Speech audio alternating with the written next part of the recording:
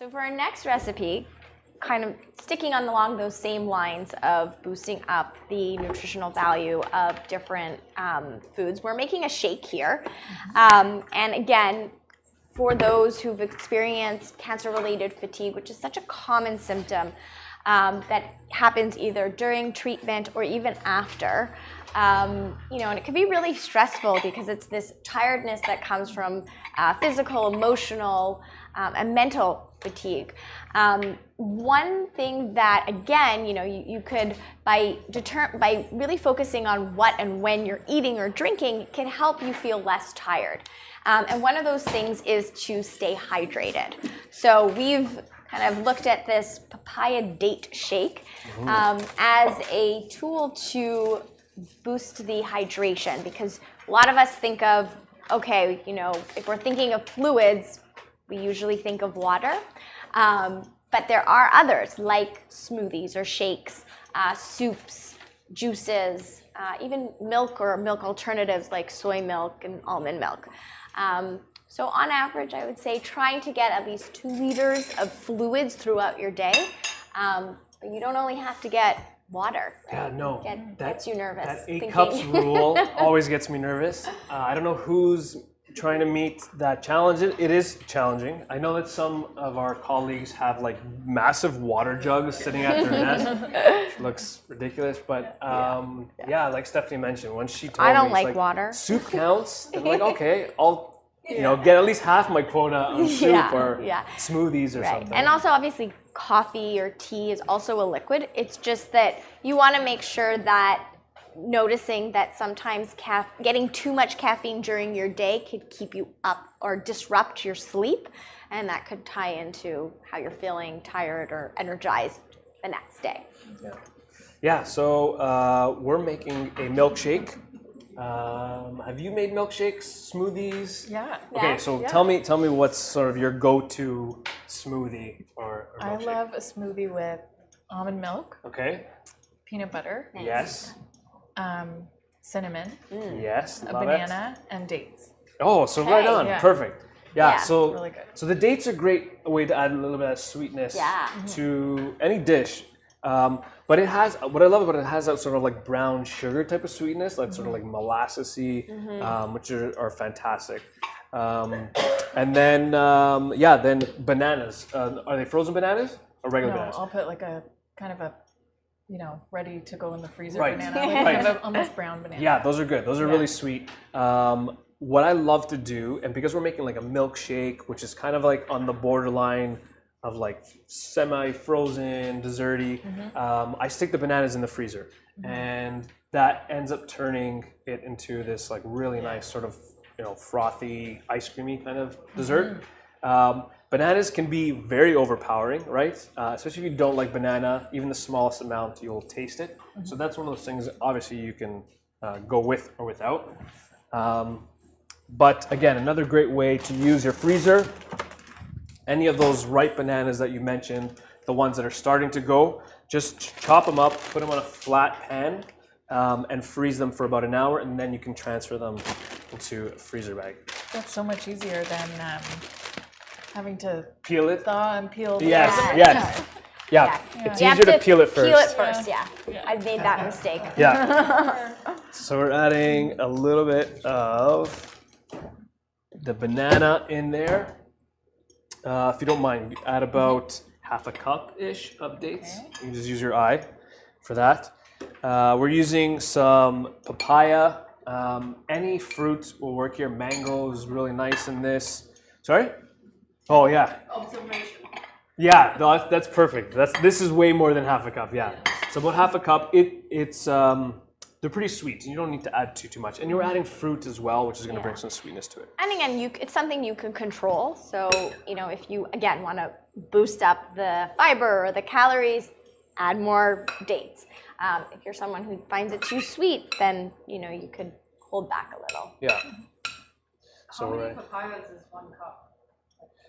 So it's a good question, because the papayas I bought are larger than my head. So I bought 2, and 2 was probably way too much. Yeah, you just got to kind of dice it and measure out a cup. A good way to kind of eyeball is knowing that one fist, more or less, obviously everyone's fist is different, is about 1 cup, a cup and a half. It's so just kind of eyeballing it in that way. And there's not, if you never prepped a papaya from scratch before, like bought the whole fruit, there's not too much waste on it. Just the skin on the outside, and there's some little seeds in the middle, but there's not many. It's mostly fruit. So that size that you're buying, you know, you can maybe imagine maybe 10% is like wastage, but the rest you're getting as fruit. So you're getting quite a bit. And then we're gonna add, you can add milk. So you were saying almond milk. Almond milk, if you definitely want to up the calories. We were saying ice cream. Ice cream, sure. You know, but again, it's depending. Like everybody's different, and I think that a lot of times we're steering away from ice cream. But you know, when you're experiencing side effects where you're having a low appetite, really low energy, eating well looks a little different, and there's something coming to terms with that and understanding where you are and what your needs are. And of course, speaking with a registered dietitian to figure out those needs are always important. So ice cream could be an option at certain times. But in this case, we're using kefir. Not sure if anyone's used it before. And it is one of those dairy products that actually has probiotics in it. You're getting calcium and vitamin D as well. So again, trying to boost that nutritional value. Yeah, it's the one spelt with the K. I think I put it on your sheet. The consistency is almost like the perfect ice cream base. So it's actually a pretty good alternative. And it gives you some really nice texture to your milkshake. So we're adding that. And then the last thing, Jessica, you mentioned cinnamon. We're going for nutmeg. Yeah. It's one of my favorites. So we're just grating it whole. So do you mind grating a little bit? Just watch your fingers. And so that's pretty much it for ours. But again, there's no rules. It's milkshake. If you did want to boost it up a bit more, almond butter. What did you say? Almond butter for yours? Yeah, or peanut butter. Peanut butter. Almond butter. Added half an avocado. Yeah, great, avocado. It's so silky and Beautiful.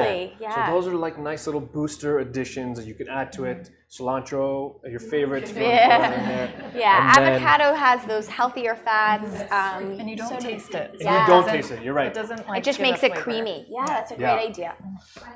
Yes. What's the difference between kefir and yogurt? That's a good question. Kefir and yogurt. So some yogurts don't have the probiotics added to it. And so kefir is more of a fermented type of, have you ever tried it before? It has a different flavor. I don't know how to explain it. Yeah, it's almost, but we can give you a little sour, taste. but it has like a sourness to it. It's a lot thinner as well than your yogurt, so in terms of texture. But again, it's an alternative to different dairies. So milk, cheese, yogurt, cottage cheese, buttermilk. You might notice a different flavor profile, but again, the kefirs have that probiotic addition. Yes, you can make it at home. Yeah, you need that starter base to. Yeah, you can definitely make it at I home. make the yogurt. Yeah. You can make kefir, absolutely. Yeah. Okay, so that's it. Then you let it rip.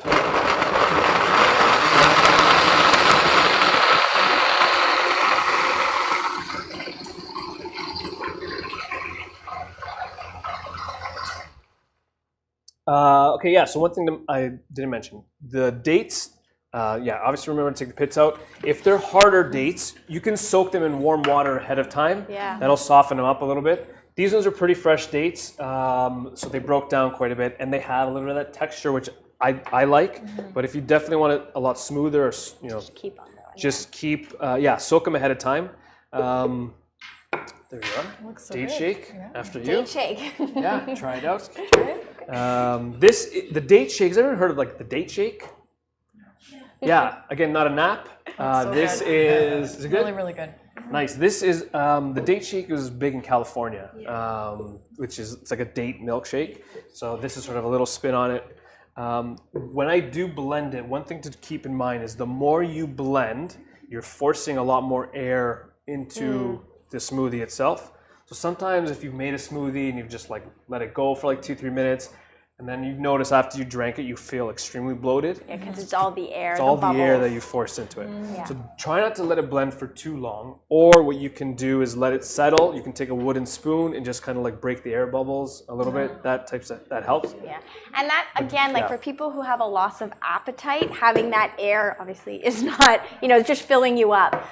So in those situations, you'd want to be careful with how long you're spinning it for. Right. And then last thing to go along with our theme of freezing, if you are only making for one, you don't want to waste the rest. Or if you do want to make an extra batch, you want to triple the recipe. We're going back to our freezer. You can throw them into like muffin tins. And so this is one thing I like to do at home too, is throw them into like muffin tins or whatever shapes you have. These guys are super convenient because it's like that food grade silicone that they'll pop right out. And you have these like little smoothie pucks. All you have to do is throw this into your blender with a little bit of liquid and blend, and you're done. You're good to go. Also, you can have them as popsicles. Because True. Yeah. Yeah. containers with a stick in, and then you Beautiful. Popsicles, fantastic. Yeah. just thought about Yeah, so a great way to use some of the rest, and you can save it, store it for later. So that's it. That's our last recipe, papaya date shake. Thank you everyone for coming. Thank you, Jessica, for coming.